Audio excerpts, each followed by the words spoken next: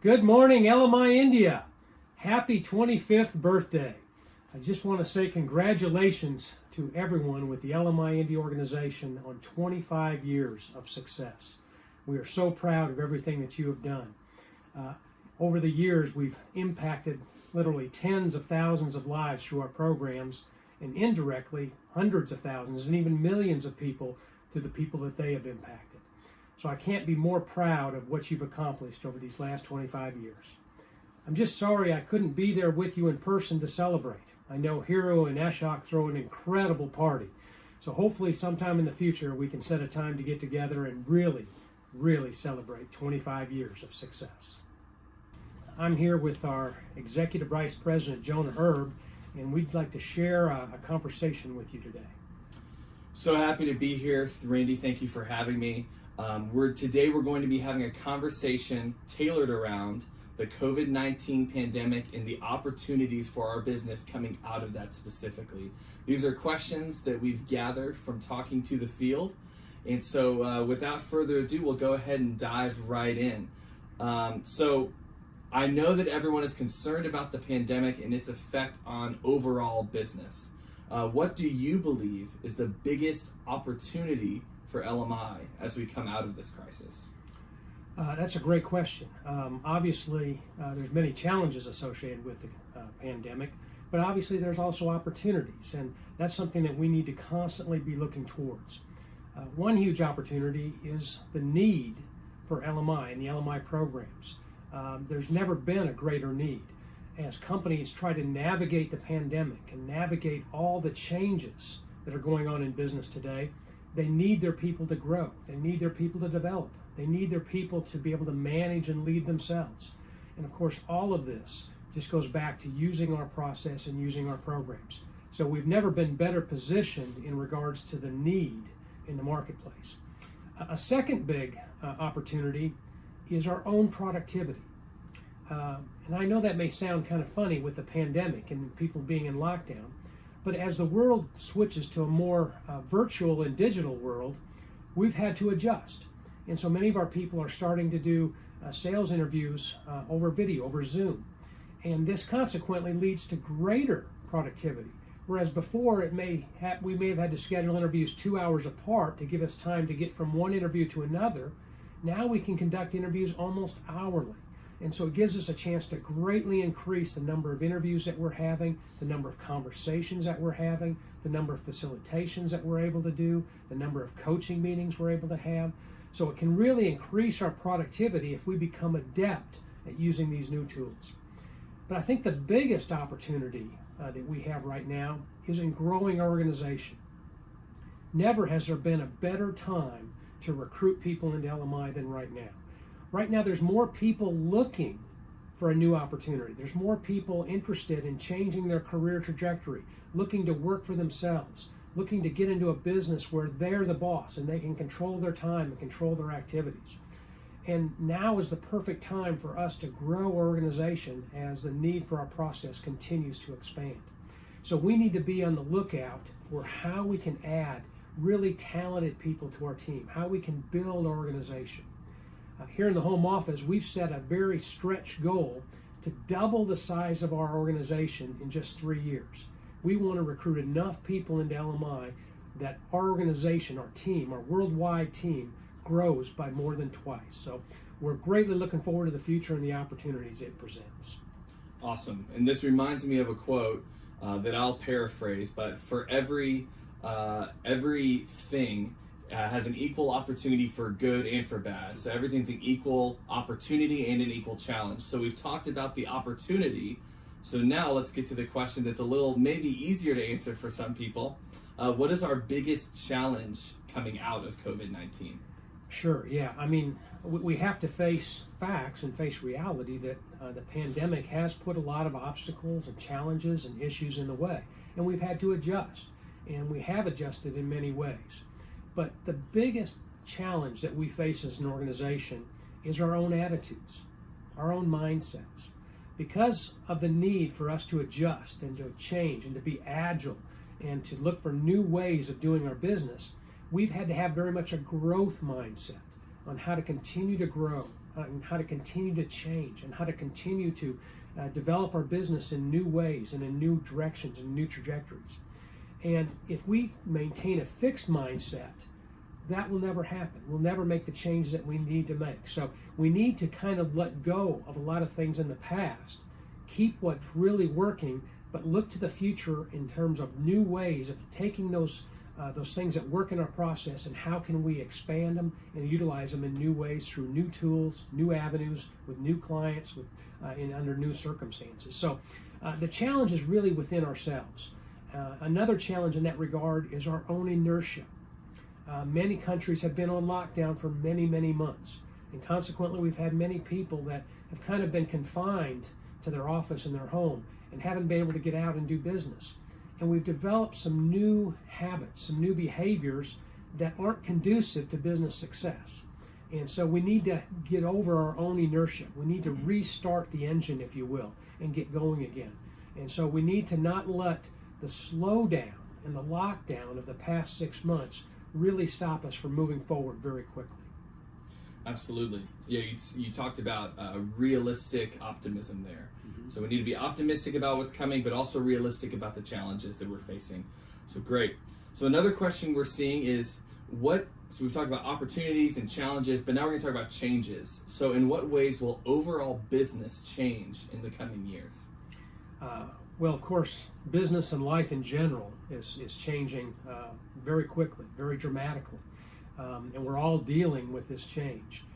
We're all stressed and we're all frustrated in many ways from this change, and we're all exhausted from all the change happening. So, I mean, the biggest thing is just the speed of the changes that we've undergone. I was reading something the other day, and they said that some of the changes that have been implemented in businesses happened as much as 20 times faster than they had initially projected those changes to take place because of the pandemic and because of the need to make those changes.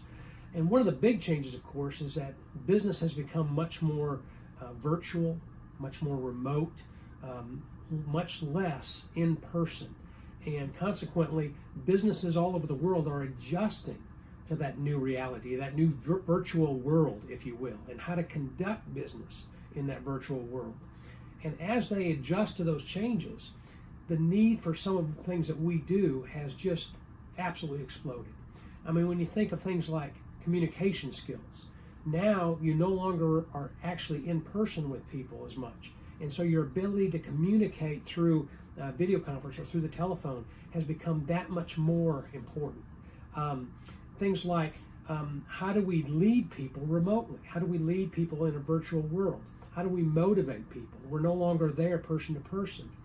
And so this just brings up the great need for intrinsic or internal motivation. Companies can no longer depend on external or extrinsic motivation like incentives and punishment. Those things, they didn't work in the past, they don't work now, and they're certainly not going to work in the new virtual world. And so leaders have to master how to motivate people internally through changing their attitudes. We're the only company in the world that really has a process on how to do that and how to really help people find those intrinsic motivators, find what's important to them, and really build that motivation, build that inspiration within them to perform at the highest possible level. And it seems like something you said there is, I'm sure EDMs are concerned about motivating those people. That's probably a huge concern for them. So what do you believe are the primary concerns for EDMs right now, and how do we as LMI provide the best solution? Yeah, of course, EDMs, I know I'm in that chair as well, and I've had many sleepless nights worrying about some of the issues going on and the challenges that we're facing. And so I know they have a lot of concerns as well. One concern, of course, is productivity. With their people no longer in the office as much, with their people dispersed and remote, how do we ensure that productivity? And that goes back a little bit to what I was saying before, is we need to help people manage themselves and help people motivate themselves. And so EDMs are very concerned about how to do that and getting their people self-motivated. Another big issue that has come up is employee wellness. because of the stress of the pandemic and because of the financial stress that many people are under, having to school children at home, having to take care of extended family members at the same time as they're supposedly at the office in their bedroom or wherever trying to do work. This creates a lot of issues about life balance and about wellness.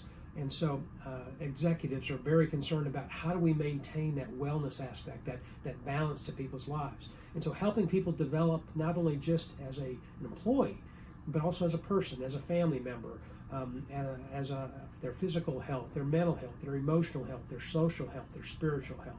And so companies and EDMs are very concerned about that as well. Another concern is maintaining connection with their people, being able to communicate with their people effectively.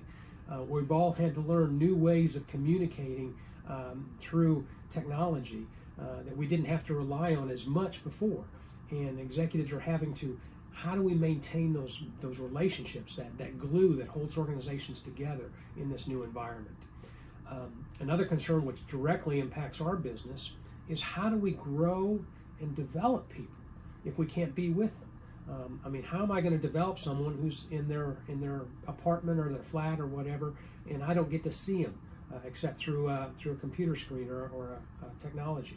And so they're very concerned about how to do that. They no longer are sending people to big conferences or big seminars or away to a resort for some kind of meeting. And so where does the development come from? And again, that plays right into the way that we work, is we're able to develop people and grow people wherever they're at. And bring them together and work with them and help them change their attitudes, change their behaviors, and change their habits. But the biggest concern I see among EDMs is how do I lead in this new environment? How do I become the best leader I can be in this new situation, in these new challenging times? What I used to do as a leader, it doesn't apply anymore, or doesn't work anymore, or just doesn't have the same positive impact anymore. And so how do I change my leadership? How do I change the way I interact with my people? How do I change the way I lead the organization? And so consequently, the need for greater leadership development has just become paramount in organizations. The only way we're going to move out of this crisis and move into a new normal and a better normal is through better leadership.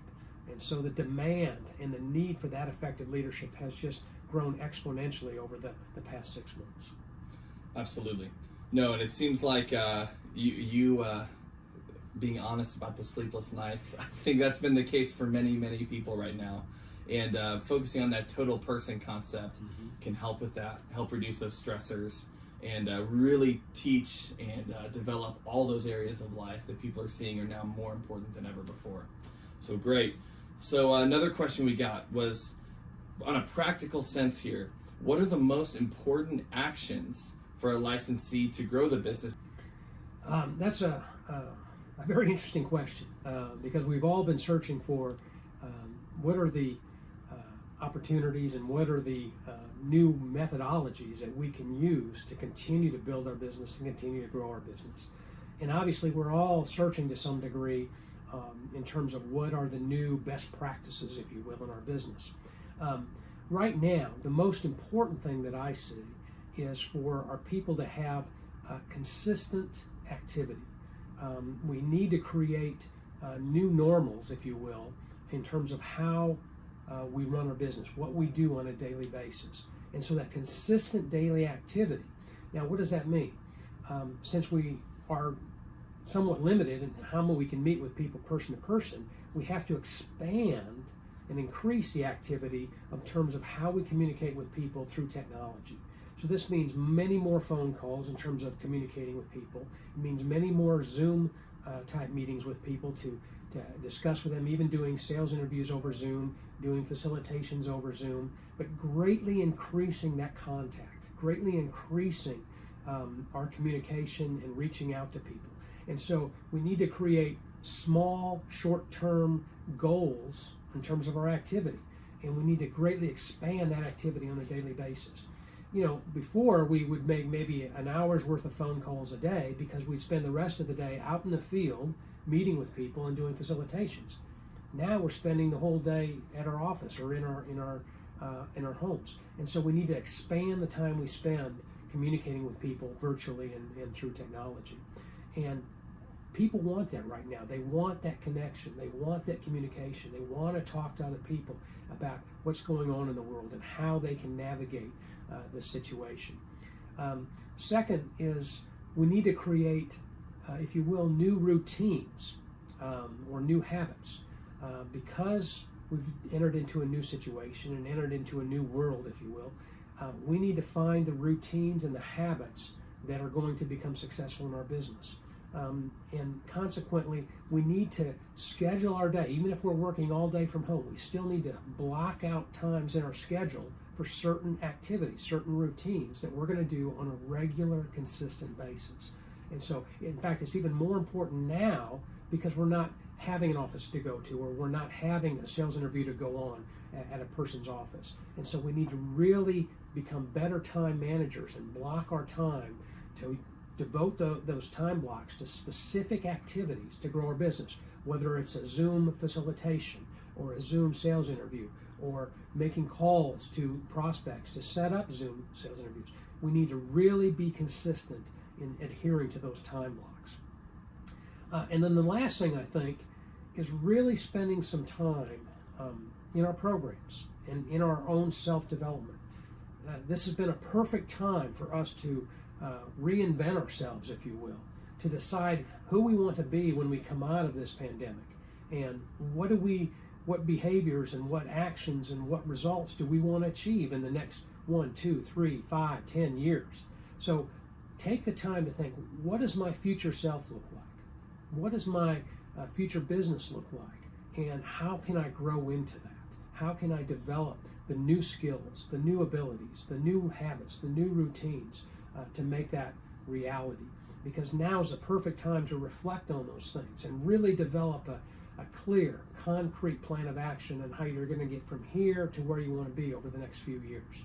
So those are the things that if I was a licensee, I'd be doing right now. And those are many of the things I'm doing right now, even in my role. So we just need to focus on the things that we can do given the circumstances. It's the classic quote of the harder I work, the luckier I get. And right now we could all use a little luck. So it looks like we need to work hard. But also, too, it seems like from conversations I've had and you've had, people are willing to have conversations that may have never been willing to have a conversation with someone before. So reaching out to people, more people are answering the phones, more people are responding on LinkedIn messages, email, whatever. So those activities really do matter. Mm-hmm. So what are some innovative ideas that licensees have used and are using successfully during the pandemic?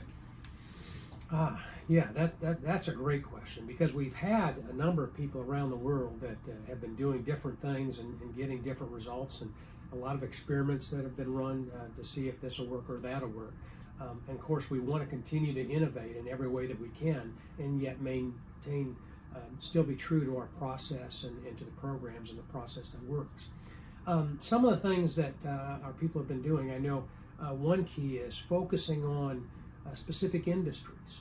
The pandemic has been absolutely catastrophic for certain industries, but it's also been very beneficial for other industries. And so there's always businesses growing in different parts of the economy. And so by looking for those industries that are really continuing to expand, continuing to grow, and continuing having a need for developing people is one area. Don't focus on the industries necessarily that are at the brink of going out of business, because it's going to be very difficult with them. Another thing is of course, we've talked about this before, is conducting sales interviews on Zoom, on video conference, whether it's Microsoft Teams or Zoom or GoToMeeting. Any of these mediums provide the opportunity to have actual sales interviews with decision makers through technology. And we've actually developed a PowerPoint sales presentation that you can use during these Zoom interviews. And so if you haven't tried that yet, you definitely want to do that. Certainly practicing the sales presentation. Many of our people around the world have been using this as an opportunity to do role plays and role play the Zoom interview. So they're having Zoom interview role plays with other people in the organization all around the world to really practice and really develop their skill at conducting a sales interview over Zoom. I know one of our master licensees is even using an iPad in the Zoom interview with a pen or stylus that they can write on, so they can actually write with the prospect and kind of create the interview as they go using a stylus or a pen on the actual iPad on the Zoom. So it creates more interaction with the prospect rather than just throwing PowerPoint slide at them and talking with them. So these are just innovative ways to create that closeness in the sales interview. Another thing is doing workshops by webinar. Some of our people have been doing some workshops, whether it be kind of a mini kickoff type meeting where people experience what it is that we do prior to making a decision, or whether it can be a workshop on using the My Time Success Planner, or other types of goal setting type workshops, just to bring people into our process a little bit, to give them a taste, so to speak, of what it is we do and create that interest where you can then follow up with an actual sales interview. Another thing some of our people are doing is doing video testimonials with clients, where they have clients do a short video as a testimony to their results from our process, and then they're publishing this on social media for other prospects and clients to see, this is a great time to be doing that. We can have the time, and many of our clients have the time and are willing to do that. I think one of the biggest innovative things is in the recruiting area, and that's using LinkedIn. LinkedIn just came out with a new feature. In fact, Jonah just did a video on how to use this feature. And what it is, it's called Open to Work.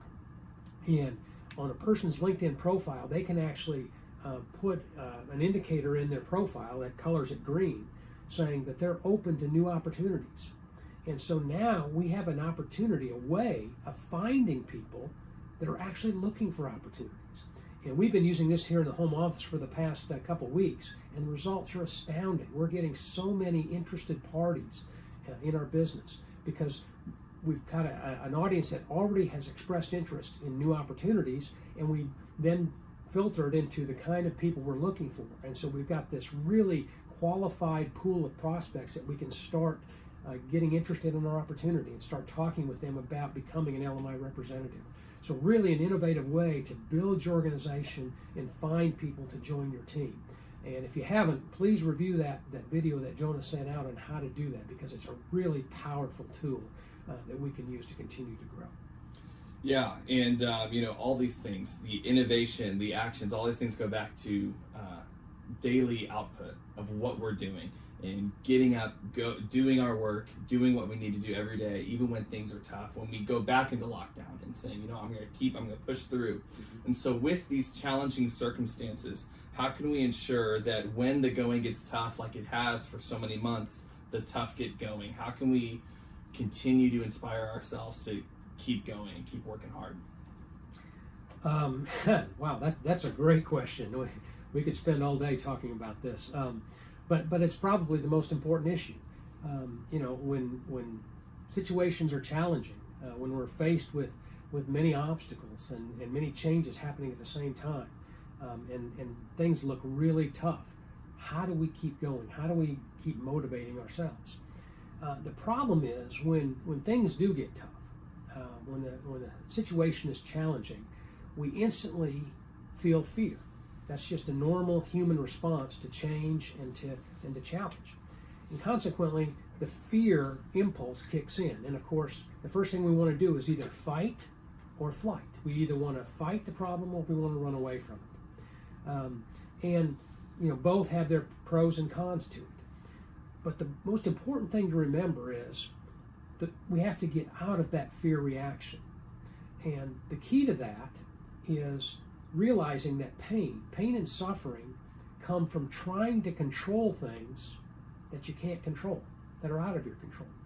And so the more we try to control things that are out of our control, the more pain we're going to feel, the more suffering we're going to feel, the more stress we're going to feel, and consequently the less we're going to do.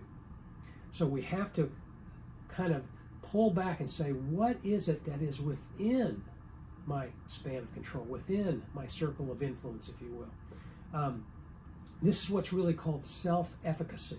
It's your ability to know what it is that you can have an impact on, what it is you can influence. And it's developing this internal locus of control, this internal center of control. And once you're able to do that, say, well, this is what I can control. This is what I am kind of in charge of. And focus on that. The fear and the pain and the stress tend to go away because now you're focusing on the things you can control. And some of the things we've talked about doing today are the things you can control. We can't control when this virus is going to end. We can't control when the lockdown is going to end. We can't control what's going to happen with business going forward. But we can control what we do and how we react to that. I think a great example, I've been doing some reading, and James Stockdale was an American military member and was shot down and became a prisoner of war over in Asia for 7 years and was in a prisoner of war camp. And he was able to survive that, and it said it was a defining time in his life that really made him into who he was. And people have asked him, said, were you able to live through that? How were you able to sustain yourself and come out of that? And it's what's become to be known as the Stockdale paradox, actually, because it's become a famous thing that people have written about and talked about. And we said there was two factors. One was just confronting reality brutally, honestly, objectively. This is reality. I am here. Okay, that's not going to change anytime soon. So just dealing with reality as it is. He said the people who really didn't make it through those circumstances, the ones who really suffered the most and who ended up either dying or getting hurt in some other way as a prisoner of war, were the wishful thinkers. They kept wishing, oh, this will change. Oh, I'll be out of here in a month. Oh, we'll be out of here by Christmas. Oh, they're going to come rescue us. And he said that wishful thinking led to broken hearts when those things didn't happen. And consequently, they weren't able to continue to sustain themselves.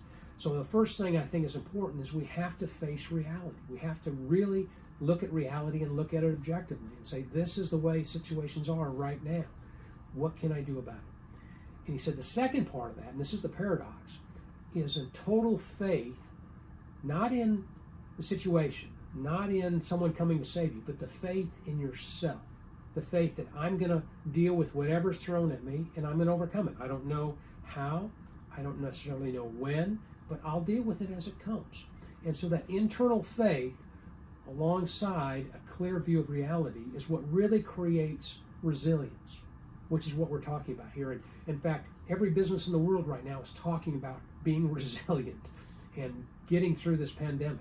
And that's the key to resilience, is being very honest about the current reality so that you can deal with those issues, but also having this unbelievable faith and belief in yourself that it doesn't matter what the circumstances are. I'm going to figure out a way. I'm going to get through it. This too shall pass, and we will come out even stronger and better than before. And that's the way resilience is developed. Resilience isn't developed in your bed, sleeping under the covers. It's developed by facing challenges and by overcoming challenges. So the more challenges that we overcome, the more resilience that we build. And the thing about resilience is the opposite side of the coin to confidence. If you're resilient, if you're able to deal with challenges, deal with stresses, deal with obstacles, it's unbelievable what that does to your confidence. Because now you know it doesn't matter what the situation is. It doesn't matter what the circumstances are.